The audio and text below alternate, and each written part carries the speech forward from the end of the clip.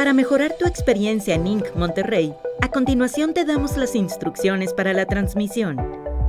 Si te encuentras viendo la transmisión en un dispositivo, conecta tus audífonos. En el auricular derecho, escucharás la transmisión en inglés y en el auricular izquierdo, escucharás la traducción en español. Si estás en una computadora, ve a la configuración de sonido. Selecciona si quieres solo escuchar la bocina del lado derecho para inglés o solo la bocina del lado izquierdo para español. Disfruta la conferencia.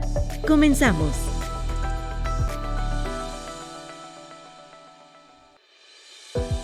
To improve your experience in Monterey, we'll give you the instructions for the transmission. If you find yourself watching the broadcast on a device, plug in your headphones. In the right earphone, you will hear the transmission in English. And in the left earphone, you will hear the translation in Spanish. If you're on a computer, go to the sound settings. Select whether you want to hear only the right side speaker for English or only the left side speaker for Spanish. Enjoy the conference. Let's start.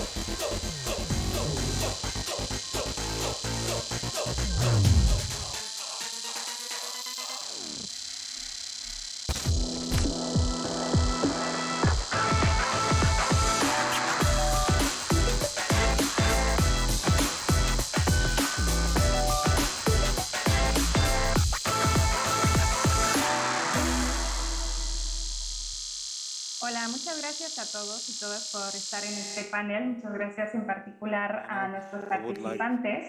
Hoy vamos a estar hablando de la inteligencia artificial, los sectores de aplicación, la importancia de ética y de un uso responsable de este tipo de tecnologías.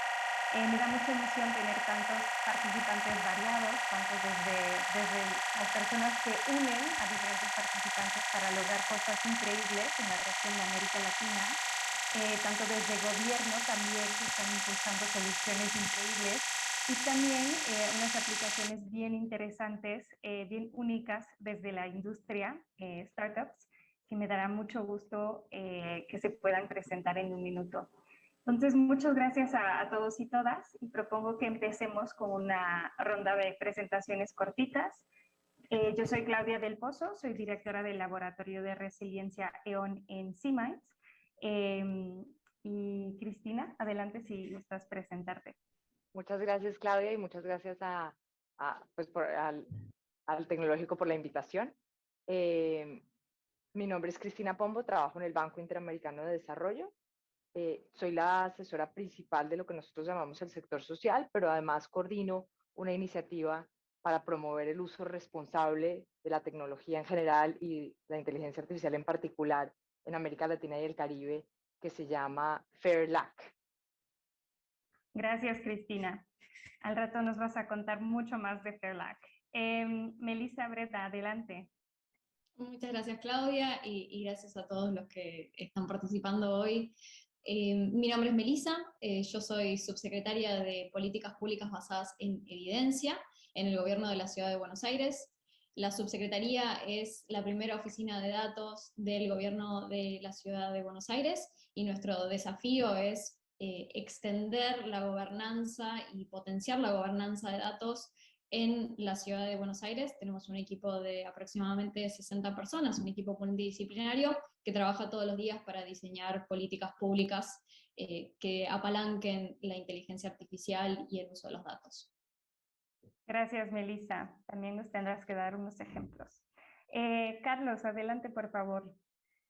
Muy buenos días, primeramente agradeciendo la invitación. Mi nombre es Carlos, soy cofundador y CEO de Talop. Talop es una startup que crea tecnología para personas con discapacidad, con el objetivo de brindar una mayor independencia y mejorar la calidad de vida. Todo esto está, su núcleo de tecnología es la inteligencia artificial, dar este buen uso y sobre todo aplicar en este caso de una manera responsable, ¿no? Exactamente, Carlos. Sebastián. Muchas gracias, Claudia, por la invitación. Saludos a todos los panelistas. Bueno, mi nombre es Sebastián Flores, yo soy Chief Data Officer en Unplanner, entonces me toca liderar un equipo de personas muy talentosas que participan en los distintos aspectos del ciclo de vida del dato en la empresa. Unplanner es una startup que se enmarca dentro de las EdTech, ¿verdad? Las tecnologías para la educación. Hemos trabajado con muchas universidades e instituciones de educación superior en Latinoamérica y algunas también en Estados Unidos, en Australia, en Abu Dhabi también. Nosotros lo que planteamos es el desarrollo de soluciones para que las universidades puedan tomar decisiones basadas en los datos y de esa manera enfrentar los múltiples desafíos que están abordando y que van cambiando en el tiempo, ¿verdad? La realidad de las instituciones hace 2 años, por supuesto, era muy distinta a la que tuvieron en estos 2 años recientes, y de las que post pandemia están enfrentando, por ejemplo, con tener que mezclar los aspectos presenciales y virtuales, tratar de obtener un poco lo mejor de estos dos mundos. Gracias, Sebastián. Y sí, las cosas van cambiando muy rápido. Desde Siemens nos estamos enfocando en ver cómo la tecnología puede tener un impacto positivo, tanto en la sociedad, tanto en el medio ambiente, y con estos cambios, particularmente la pandemia, se está volviendo cada vez más un reto. Lo bueno es que tenemos aliados increíbles para poder crear nuevas soluciones, pensar en posibles aplicaciones. Y uno de los aliados particularmente que tenemos es el BIP en su área de Fairlac, donde Fairlac justamente ahí nos alineamos en nuestra visión de poder colaborar con un mayor número de actores posibles para asegurarnos que la inteligencia artificial y las nuevas tecnologías tengan un impacto cada vez más positivo. Entonces, Cristina, mi pregunta para ti, cuéntanos un poco qué es Fairlac. Pues gracias, Claudia. Desde el Banco Interamericano de Desarrollo estamos convencidos que la región tiene un potencial de hacer un uso responsable y ético de la inteligencia artificial o de las tecnologías emergentes.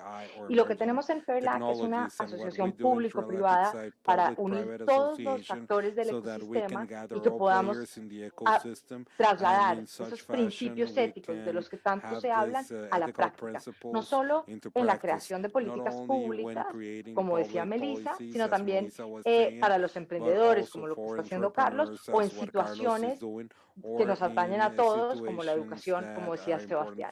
Así que lo que hacemos es crear una serie de herramientas en conjunto o de concientización, de llevar al debate público lo que significa hacer un uso responsable de la inteligencia artificial para evitar que el uso de estas tecnologías y de las herramientas nuevas que estamos viendo amplíen las desigualdades que en el mundo análogo tanto hemos luchado por cerrar. Así que eso es lo que hacemos en la noche en Fairlac desde el BIC, Claudia. Gracias, Cristina. Y lo que me encanta de Fairlac es que es una iniciativa regional de toda América Latina y el Caribe que se está posicionando como una iniciativa pionera a nivel mundial, ¿no? Estamos en conversaciones junto con la Unión Europea, o sea, al mismo nivel, ¿no?, de participación, que se me hace algo excelente. Y justamente podrías platicarnos un poco de cuál es la relevancia de iniciativas como Fairlac en la región de América Latina y el Caribe. Desde mi punto de vista, la relevancia que tiene es que estos temas son tan nuevos que tenemos que ser capaces de tener un debate amplio y abierto sobre lo que significa en el contexto de América Latina y el Caribe. A veces se piensa que estas conversaciones solo están pasando en China, en Estados Unidos, en Europa, y que nosotros lo único que hacemos es copiar lo que pasa en otras partes. La relevancia de una iniciativa como esta es que nosotros podemos sentarnos a la mesa y decir qué significa para nuestros ciudadanos y cómo queremos nosotros que sea la adopción, cómo vemos nosotros que sea la adopción. Cuando tenemos estas conversaciones, como decías tú, Claudia, a la mesa con la OECD, donde no todos los países de América Latina y el Caribe están en la OECD, pero FERLAC está representándolos, o en la Comisión Europea, que no hacemos parte de la Comisión Europea, pero como FERLAC estamos ahí, como dicen ahora, en el global, en el sur global, representando al sur global. La relevancia de una iniciativa como esta es tener una voz como región y poder entender qué significa para América Latina y el Caribe el uso responsable de los datos y de una tecnología como la inteligencia artificial. Gracias, Cristina. Me encanta. Felicidades. Y Melissa, quería preguntarte, tú estás en el gobierno de Buenos Aires. Ahora enfoquémonos un poco en un caso de uso práctico. En el gobierno de Buenos Aires, ¿cuál crees que es la importancia de la intersección de las políticas públicas y la inteligencia artificial? ¿Y cómo lo están implementando? ¿Cómo se está viendo allá? Cuéntanos. Gracias. Correcto. Quiero comenzar contándoles un poquito algunos datos sobre la ciudad de Buenos Aires. La ciudad hoy tiene aproximadamente 3 millones de habitantes estables, pero recibe aproximadamente unos 3 millones de habitantes que vienen de lo que conocemos como el Gran Buenos Aires a consumir muchos de los servicios de la ciudad, ¿no? Consumir educación, entretenimiento, servicios de salud. Buenos Aires es uno de los principales, o es el principal en realidad, foco económico y cultural, centro cultural de la Argentina, y genera aproximadamente el 20% del PBI. Para nosotros como Ciudad de Buenos Aires y como gobierno de la ciudad, es una prioridad entender el diseño de las políticas públicas de la mano de la inteligencia artificial. ¿Por qué? Porque básicamente entendemos que nos permite o es un habilitante para diseñar más y mejores servicios para nuestros ciudadanos, pero también porque es una fuente para generar eficiencia, ¿no? Gestionar de manera más transparente y eficiente los recursos de la ciudad, y por supuesto porque la inteligencia artificial es una industria que tiene un altísimo valor agregado y que tracciona muchísimo desarrollo económico. Para nosotros entonces la irrupción, para todos, ¿no? Por supuesto, la irrupción de la inteligencia artificial se ha dado por la reducción de los costos, por supuesto, de la tecnología y el incremento de la capacidad de solución de los algoritmos, pero también por el hecho de que vivimos en un mundo de abundancia de datos, ¿no? Hoy sabemos que aproximadamente por día se generan 2.5 quintillones de bytes de datos, y eso es un número que posiblemente desafía todo concepto matemático, pero para que tengan una idea, eso es las neuronas que hay en 250 millones de cerebros, y eso es prácticamente la población conjunta de Argentina y de Brasil. Es enorme. Nosotros en la ciudad y como gobierno entendemos que así como las especies que no se adaptan no sobreviven, también las organizaciones que no gobiernan sus datos están destinadas a perder posiciones o a extinguirse. Por eso para nosotros es fundamental trabajar, y en esto nos encontramos trabajando en dos dimensiones de la gobernanza de datos que potencian el valor de la inteligencia artificial. Por un lado, garantizar la calidad de los datos, ¿no? Como insumo, como input fundamental para la inteligencia, para el desarrollo de la inteligencia artificial, porque muchas veces se habla de los sesgos en los algoritmos, pero es importante expresar también el sesgo que conllevan, ¿no? Los datos. Eso por un lado. Y por el otro lado, también trabajamos en expandir las capacidades de nuestros equipos, expandir la cultura de datos. Yo creo que a esta altura ya todos entendemos la importancia de minimizar la discrecionalidad o la intuición en la toma de decisiones, pero me parece que estamos entrando en una fase en donde es importante que nuestros líderes entiendan la complejidad operacional detrás de los algoritmos de inteligencia artificial, ¿sí? Por ejemplo, que a la hora de diseñar o aplicar un algoritmo es importante entender cómo debemos adaptar esos algoritmos a los contextos en los que los estamos utilizando, y por el otro lado, el impacto que tiene delegar determinadas decisiones en algoritmos de inteligencia artificial, ¿sí? Decisiones que sobre todo están cruzadas por cuestiones morales o éticas. Entonces, me parece que eso es importante capacitar a nuestros equipos, y para nosotros esos son dos ejes fundamentales de lo que entendemos como gobernanza de datos en la ciudad de Buenos Aires. Excelente, creo que lo que mencionas, que sí, estamos en un mundo donde se está acelerando la digitalización, pero no solo es suficiente adoptar estas tecnologías, sino tener todo un cambio cultural es algo bien importante. Y cuéntanos un poco de un proyecto, un ejemplo donde han tenido impacto a la intersección de políticas públicas basadas en evidencia y tecnología. Bien. Sí, nosotros tenemos un desarrollo que llamamos Boti. Boti es un chatbot de inteligencia artificial, es un asistente de inteligencia artificial que está a disposición y responde consultas de los ciudadanos las 24 horas, los 7 días de la semana. Y lo que me interesa contarles acerca de Boti, que es un producto que ya es muy querido por todos los ciudadanos de la ciudad de Buenos Aires, es que Boti ha crecido muchísimo en alcance y en complejidad en el último año, sobre todo de la mano de la pandemia. Les doy un caso, un ejemplo concreto. En el primer mes de la pandemia, ya por abril, marzo del 2020, aproximadamente unos 170.000 vecinos que se comunicaron en ese momento con el chatbot lograron que sus preguntas o sus consultas sean respondidas hasta 5 veces más rápido que con los canales tradicionales, que eran los canales telefónicos, ¿no? Nuestro sistema de atención médico de emergencia, que como se podrán imaginar en ese momento estaba completamente saturado de llamadas, y en un contexto en donde la población necesitaba respuestas con mucha agilidad porque vivíamos muchísima ansiedad y muchísima incertidumbre. Bueno, este desarrollo no solamente nos permitió responder más rápido y responder de una forma cercana, y ahora les voy a contar un poquito qué hacemos desde datos en ese sentido, sino que además nos permitió ser eficientes en la alocación de los recursos de un ministerio que estaba sumamente estresado en ese contexto. Lo cierto es que, como les decía, Boti ha crecido muchísimo en el contexto de la pandemia, pero es un desarrollo que existe mucho tiempo antes y que es anterior a la pandemia. De hecho, Buenos Aires fue la primera ciudad del mundo en implementar WhatsApp como mecanismo de comunicación o como canal de comunicación con los ciudadanos, y recientemente Facebook la ha reconocido como una de las herramientas líderes en el contexto de la pandemia. Y lo último que les quería contar es que nosotros, desde la Subsecretaría de Datos, formamos parte de la Secretaría de Innovación y Transformación Digital y contribuimos a este desarrollo, a Boti, desde el análisis de los datos. Lo que hacemos es continuamente procesar las respuestas de los ciudadanos para lograr que cada vez sean menos las conversaciones que tienen que ser derivadas a un operador telefónico, y además lo que hacemos con procesamiento del lenguaje natural es apuntar a darle más herramientas al equipo que diseña Boti para que pueda comunicarse en un lenguaje que es el lenguaje natural para los ciudadanos. Así que estamos muy contentos con este desarrollo y los vecinos también.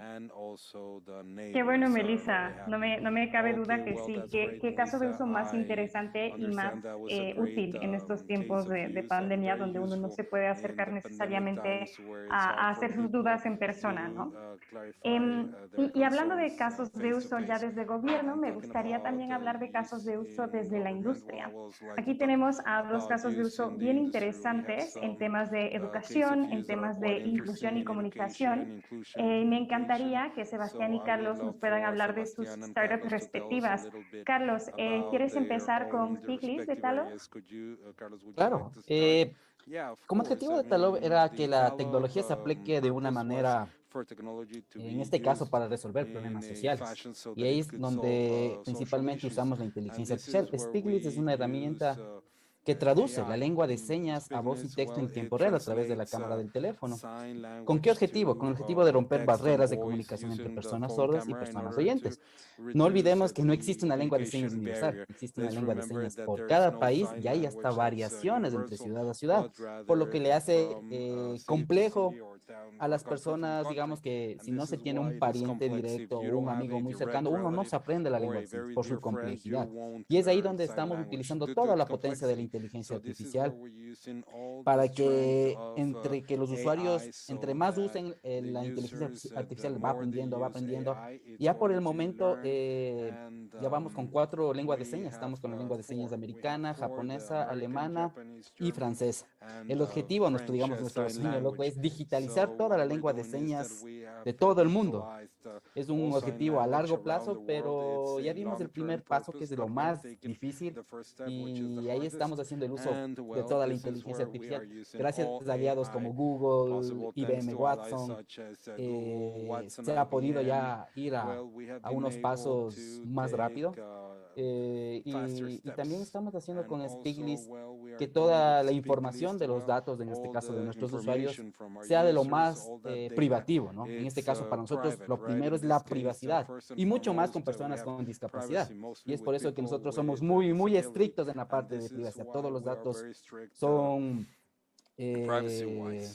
muy manejados de una manera muy profesional, y eso es lo que queremos con Stiglitz, que se rompa esa barrera de comunicación. Y cómo no, me encanta también lo que dice Sebastián, el proyecto de la educación. Y ahora es posible con la tecnología de que personas con discapacidad y sin discapacidad estén aprendiendo en las mismas aulas con estas herramientas tecnológicas. Y es hacia donde vamos, porque creemos que nosotros, la educación es la base fundamental para una sociedad justa y equitativa.